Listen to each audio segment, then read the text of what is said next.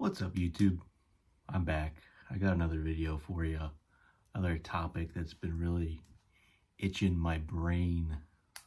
It's got me a little worked up, we'll say.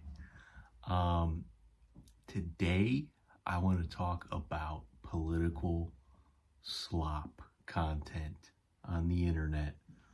Our favorite place, the internet. My favorite place, right? You guys remember when politics was boring? I kind of do. A little bit. Look, I'm young.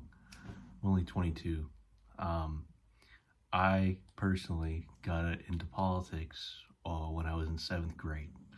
And that was around the time the 2016 election. It was more like 2015 when the primaries were going on.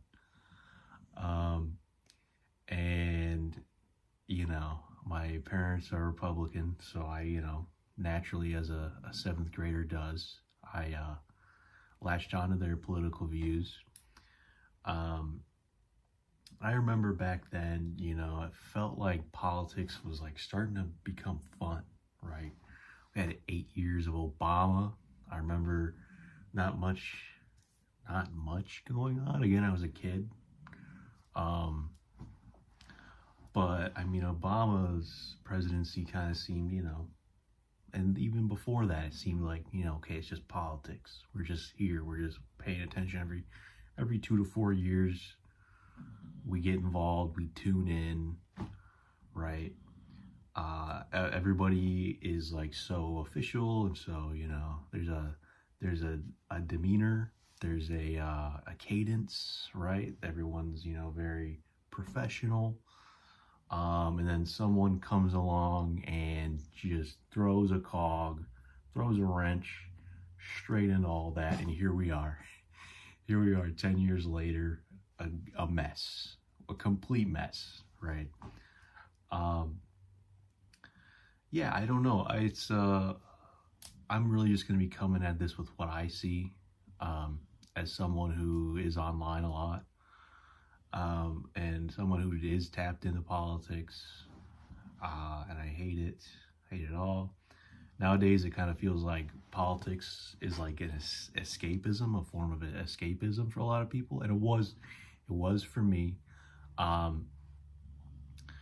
Did kind of have very like unhealthy relationship with politics for a while, where you kind of, and I still see it all over the place, where you kind of get bogged down in the aesthetics, right? The aesthetics of politics, or like it's like watching a TV show nowadays, right? It's like watching your favorite TV show. You got your characters that you like.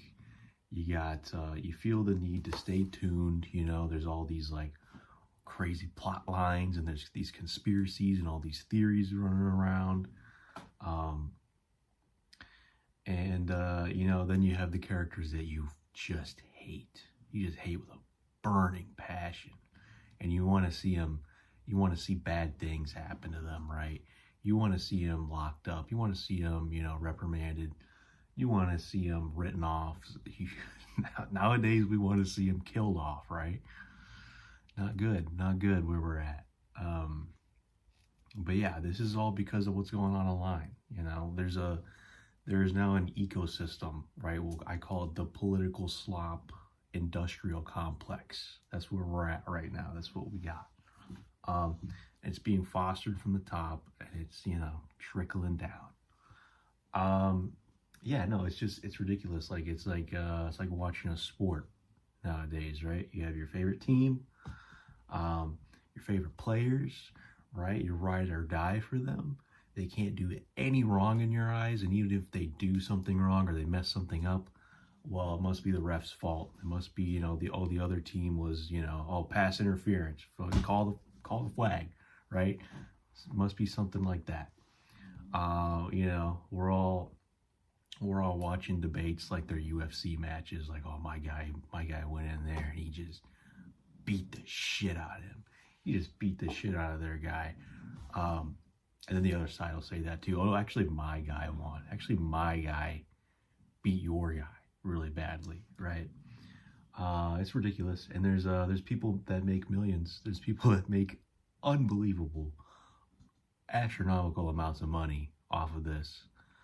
Um, Off of, lies and misinformation, disinformation, riling people up. They know that if they, say some crazy things, that you're going to keep coming back, right? You're going to keep coming back for more. And a lot of these people, again, they're making crazy money. They're being, paid by like these PACs, these like dark money groups or whatever. Some of them we found out, like, what was it, a couple years ago, are just straight up being paid by Russia, right? By foreign governments to spread their bullshit. But yeah, now we're seeing like all kinds of crazy things like AI political slop, right? Like this Indian guy made like an AI MAGA girl on Instagram, and he made a ton of money off of that. And we're seeing a lot of AI MAGA content. We're seeing a lot of that too, like a lot of AI MAGA girls on social media. And then also, a couple years ago, or maybe, I would think maybe like a year ago actually, when we found out that a lot of these political accounts on like X, all these other platforms are being run from foreign countries. Like you'll have this big like MAGA account with a lot of followers that's just being run from an African country, or like an Eastern European country. It's crazy. It's crazy, and it's all just happening, and we're gobbling it all up. We're loving it, right? Of course, this has a lot of effects on us. We're all riled up all the time. We're angry at everything. Everyone feels the need to be everyone's like a political pundit nowadays. Everybody's like a little like agent for their cause. We all feel like we need to know about all these niche issues. We feel like we need to be experts on like trans issues. We feel like we need to know the ins and outs of a woman's, reproductive organs. We need to know all about economics and foreign policy, and all these little things. And it's ridiculous, right? And then it's like not even enough to be on the same side or team or anymore, right? It's like, there's all this purity testing, right? Like if you're on the right and you don't support everything Trump has ever said, then you must be a rhino, you're worthy of exile, you're useless, you must be a far left communist. And then if you're on the left, and if you're on the left but you're not like an anarcho, Marxist, Leninist, Maoist, Pan-Africanist, third worldist, then you must be a fascist, you must be an alt-righter, you're just a worthless liberal, right? Crazy stuff like that. We're getting so set in our ways, and we're getting so we're getting trapped. We're getting buried in these echo chambers. And we can't even stand to hear a differing opinion, right? Differing opinion must mean that person is evil. That's essentially where we are. It's ridiculous. It's crazy. And not even try. We don't even try. We don't even attempt. We don't even think to attempt to understand where someone might be coming from, It's just, they must be a really bad person if they disagree with me. And then, yeah, I said, there's a trickle-down effect in the media or in this, whole political environment that we exist in. I think it's kind of set up like this. I think pretty much every political wing or group or niche has something like this, where okay, at the top you'll have the big dogs, right? Like the figureheads. So maybe your Donald Trump, for example, and then below him you'll have Fox News, the big media source, the mainstream media, we'll call it, right? That is, just state media essentially for the administration. And then under them, right, you'll have like the alternative media sources, like maybe like the smaller news groups, like say like the Daily Wire, like with Ben Shapiro, or then like, even on the left, like the Young Turks, stuff like that.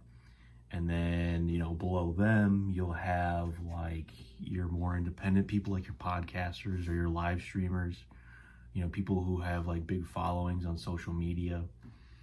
And there's kind of like an arrangement here. There's like an unspoken thing. Maybe there is some behind closed doors, spoken rules to this, but it's like, okay, obviously the figurehead, whatever they say is the gospel, right? Whatever they do, you have to defend it to your deathbed, right? You have to defend it with your life. You have to die on every single hill, okay?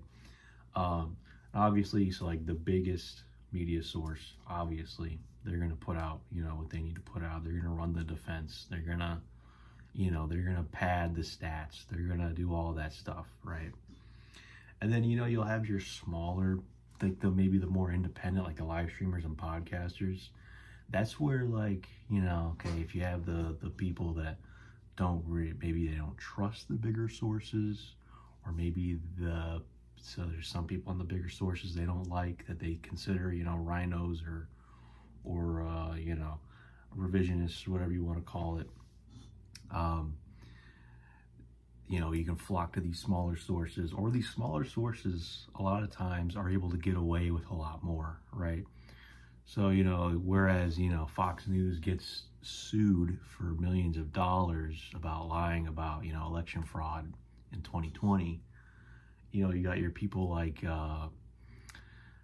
Candace Owens or Benny Johnson, who can go on their podcasts a lot more freely and say crazier things and rile people up even more, right?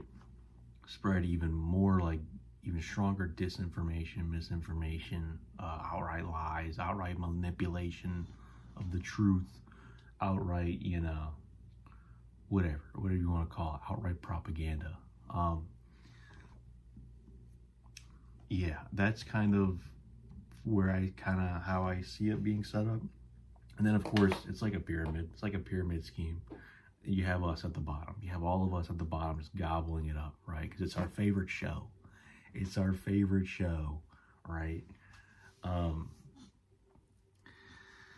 Yeah. Well, then maybe like more middle tier, you'll have like, right under the podcasters, live streamers, you'll have their little orbiters. We call them like little orbiters, trying to suckle off their clout.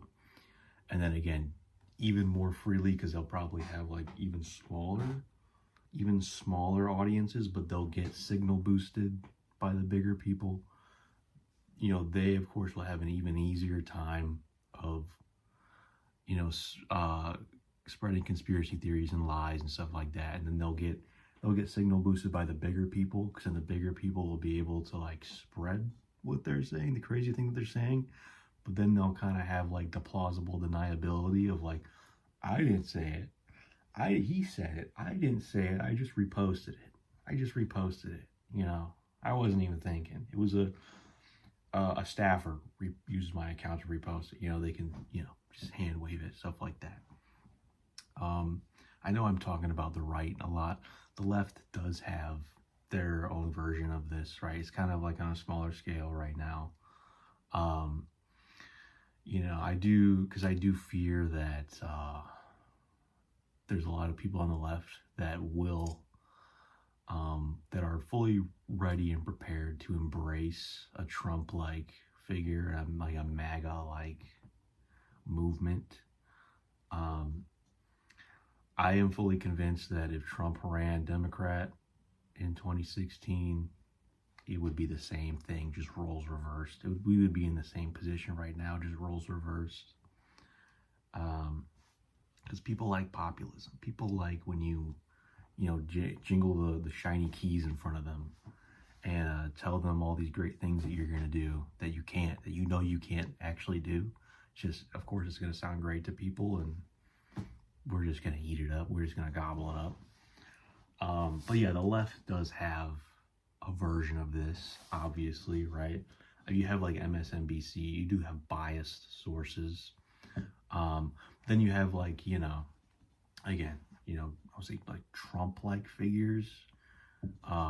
I mean that in the sense of like, these people can say whatever, do whatever. They can say crazy things, do crazy things, and they won't lose any support, right? They won't lose any support. So like people like Hassan Piker, like people like, the TYT network, the Majority Report, you got like Jimmy Dore, Bernie Sanders, even to an extent, it's kind of like this. Yeah, Bernie Sanders had a following which was very similar to Trump's, right?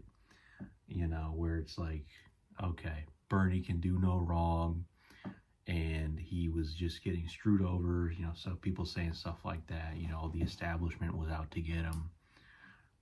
Never mind the fact that he, wasn't great at building coalitions. He wasn't a great campaigner, the obvious facts of why he lost both elections. Anyway, yeah, the left definitely has an ecosystem like this too.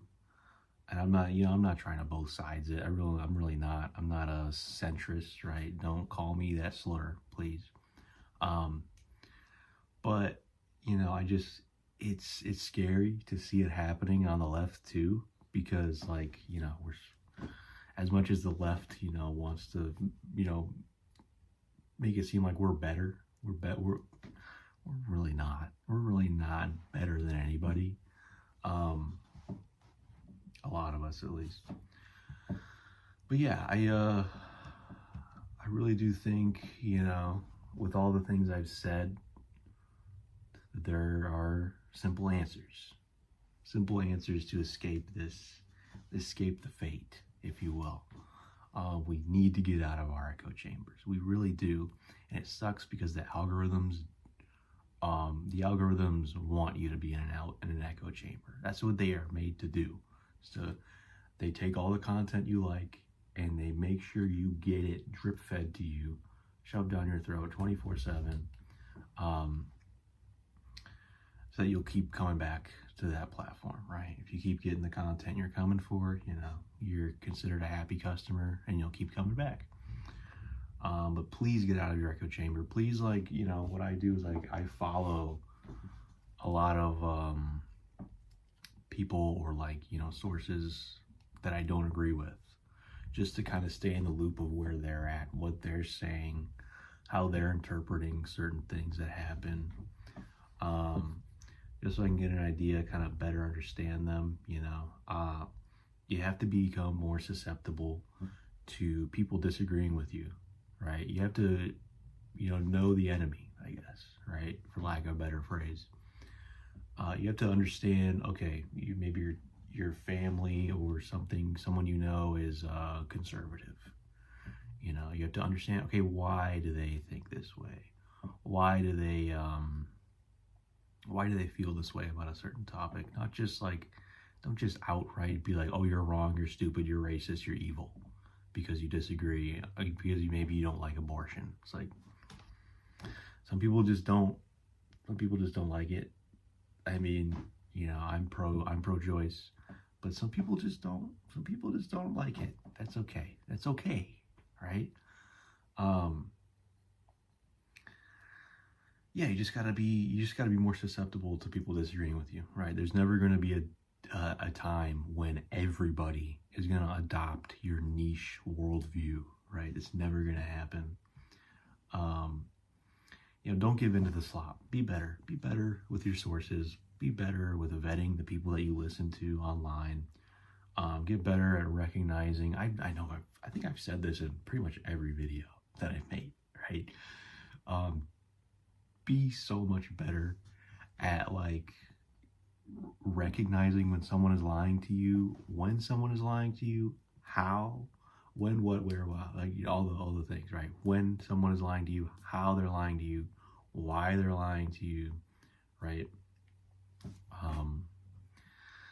So important. And yes, like it is so important because like I said at the top of this, I stay informed. It is very important to stay informed. You know, I do hate those people that say, you know, politics doesn't matter. You know, politics doesn't affect us. Like, obviously, that is dead wrong.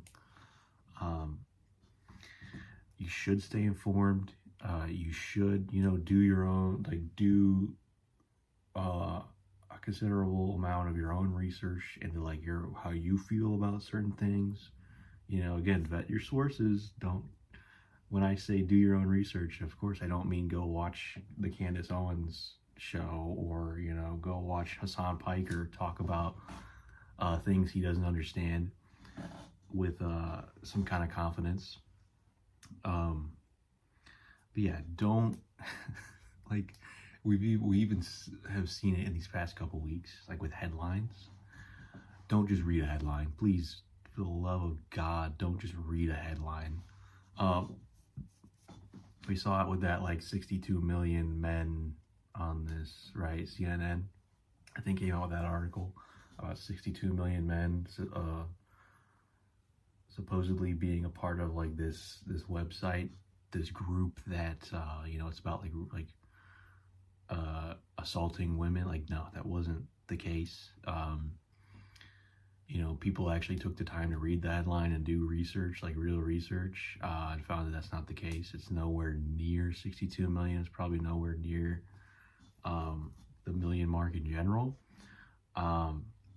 That's what we do. We love to like look at a headline and be like, oh, that must be the whole article then. That must be the whole article. No, headlines are not the whole article. Sometimes the article completely contradicts the headline. Sometimes the headline, the whole article is coming from a source you can't even trust, or maybe a source that you like can usually trust, but whoever wrote it was operating off something faulty. Never just take a headline at face value, right? I mean, I feel like we should know this. I feel like we should all know this. I feel like I learned this in school. I feel like we all learned this in school, right? It's ridiculous. Yeah. Again, you know, there's healthy ways to stay informed, and I think we need to do a lot better with all those ways. We need to make politics boring again. It's so accessible. It's too accessible right now. It's too fun, right? It's too much. You know, people are too invested. And we need to return to the time where, okay, we had a president and he does things that we disagree with. He does things that we like. And then that's that, right? And then every 2 to 4 years we go out and vote. And we can recognize when bad things are happening, and we can, you know, go out and protest if we need to, go out and, you know, do the necessary work to make sure that those bad things don't happen, or the bad things that have been happening get reversed. It can just be as simple as that. We don't need a president, you know, tweeting that he's glad somebody died. Or we don't need people like, you know, having all these crazy conspiracy theories that, you know, all these assassination attempts on the president are fake and just false flags. You know, we don't need all this. We don't need all this. This isn't a TV show. This isn't a TV show. We're not watching football. We're not watching House of Cards. This is real life, right? Real lives are at stake. It's ridiculous. I think, but that's enough of me for one day, I think. It's enough ranting and raving from me. Again, I hope this was a good video. I think it was good. Just wanted to get this off my chest. So if you watched, thank you. If you watched all the way through, extra thank you. Let's do better. I'll see you guys.